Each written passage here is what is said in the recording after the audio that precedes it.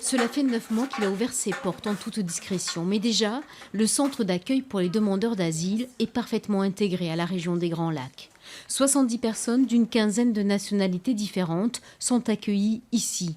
La moitié sont des familles qui ont fui leur pays. Fadoumo est somalienne. À 14 ans, elle parle déjà 5 langues. Et l'école, comment ça se passe? Très bien. Ouais, tu t'es fait des copines? Oui. Mais de manière générale, les gens qui viennent ici ont des compétences. Ça ne veut pas dire qu'ils sont migrants, qui ne peuvent pas apporter à la société des compétences. Et quand ils arrivent ici, on repère chez eux cette pépite qu'ils ont. Et certains sont informaticiens, d'autres sont jardiniers, d'autres sont cuisiniers, etc. Et c'est autant de compétences qu'ils mettent au service des autres. Parmi les missions du CADA, il y a l'hébergement dans les environs, l'accompagnement administratif, social et sanitaire, mais c'est surtout un lieu d'intégration.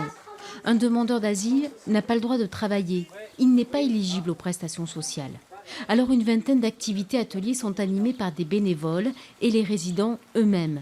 C'est le cas d'Ousmane. Un an après son arrivée en France, il est déjà bénévole pour de nombreuses associations et même éducateur pour un club de football de Parentis. J'attends les papiers. Après, j'ai trouvé des papiers. Et maintenant, j'ai beaucoup de choses. J'ai vu et maintenant, j'ai habité dans les sociétés françaises et j'ai bien intégré ici au CADA. Mais c'est des personnes comme les autres. C'est ce que moi je répète aux associations sportives et culturelles. C'est des personnes comme vous et moi. Ils ont certes un parcours assez compliqué, mais on fait abstraction de tout ça. C'est des humains avant tout. Après Bordeaux et Dax, le CADA de Biscarrosse est le 3e du groupe SOS Solidarité en Aquitaine.